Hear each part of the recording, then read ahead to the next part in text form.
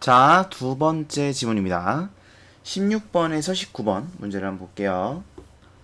일단 첫 번째 문단에 보시면 따옴표가 몇 개 있어요. 성인, 그 다음에 심 이런 게 있는데 뭐 따라서 이런 거 없고요. 사실은 요 앞에 있는 내용 안 읽어도 뭐 이를 이해하기 위해서는 인간의 심이 가지고 있는 특성을 알아야 된다.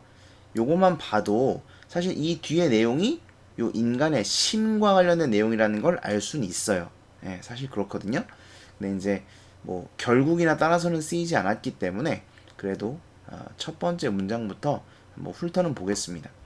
자, 일단 성인. 요거는 사실 누구나 아는 얘기예요. 유교에서 성인이 이상을 이야기한다는 거.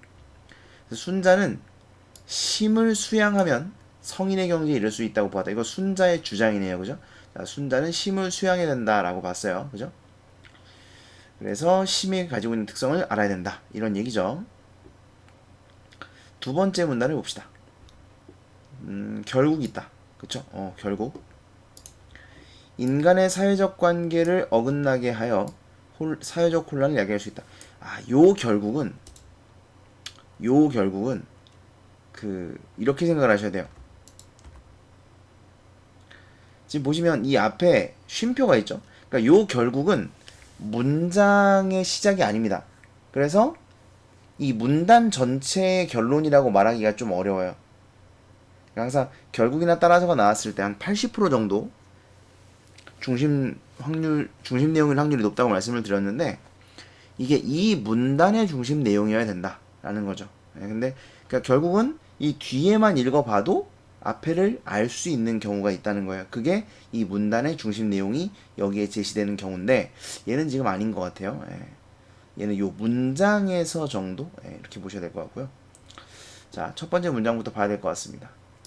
순자에 따르면 심은 도덕적 행위의 기준이 되는 도를 인식하고 실천하는 주체래요. 심은 도를 인식하고 실천하는 주체입니다. 즉 인간의 욕망을 다스려 인간이 도덕적으로 행동할 수 있도록 해준대요. 그런데 심은 불안정하대요. 그죠? 외부 사물에 방해를 받는데요. 그래서 편견을 갖게 된다. 그리고 편견에 빠지면 뭐 그렇대요. 이것을 폐라고 규정했습니다. 폐. 뭐가요? 이거요. 불안정해지고 외부 사물에 방해받아서 편견을 갖게 되는 상태를 폐라고 하는 겁니다. 됐죠? 자, 그래서 이제 이게 아니네요. 그래서 어떻게 해야 된다고요? 인간이 수양을 해야 한다. 되셨나요? 심은 도를 인식하고 실천하는 주체인데 문제가 있어요. 불안정해서 이렇게 되고 이렇게 된다. 그래 이게 폐 상태인데 이걸 해결하기 위해서 인간은 수양을 해야 한다. 주장이죠. 그다음 문단 보시죠. 순자는 결국 없죠. 따라서도 없죠. 자, 순자는 심을 수양하는 방법으로 허, 일, 정을 제시했대요. 그러면 이제 이 뒤에는 뭐가 나올까요? 허가 어떻고 나왔네요. 그죠? 일이 어떻고 정이 어떻고 각각을 설명을 하겠죠. 요 세 가지가 뭐라고요? 심을 수양하는 방법이라고요. 어떻게 심을 수양하는지 보자고. 허는 과거의 지식은 간직하고 그러면서 새로운 것을 받아들인대요. 뭐 이게 허입니다. 됐죠?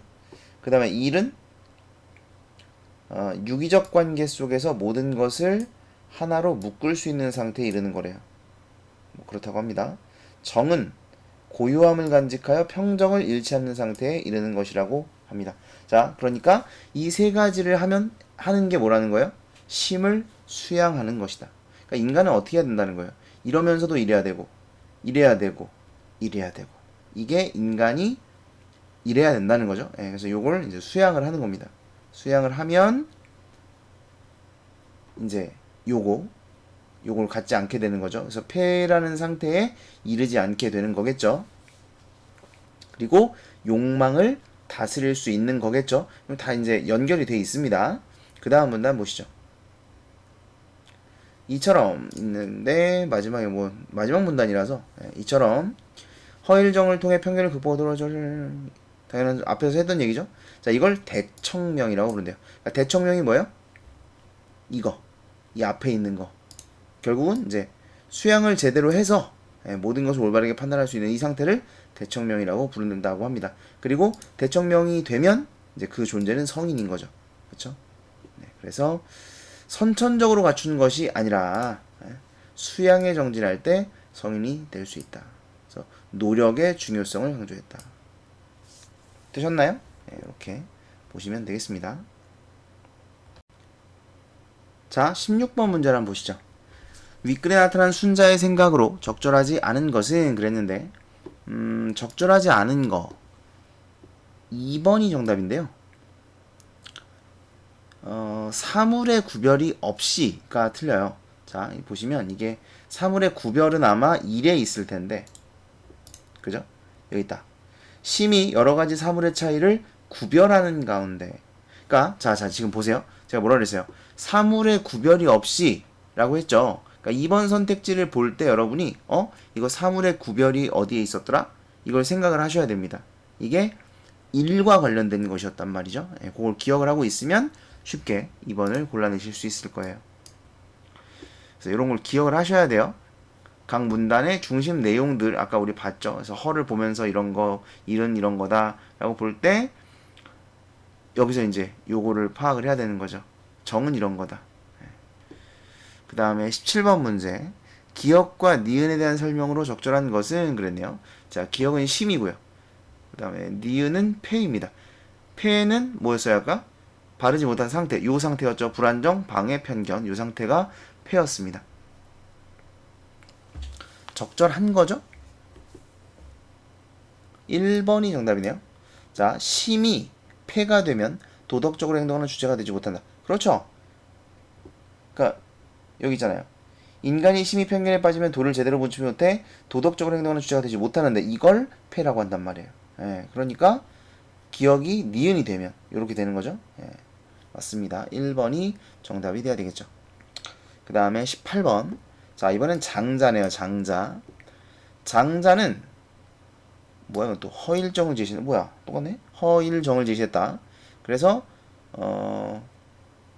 심을 비우고 한 곳에 집중하고 외적 사물에 동요되지 않고 평정을 유지하는 거.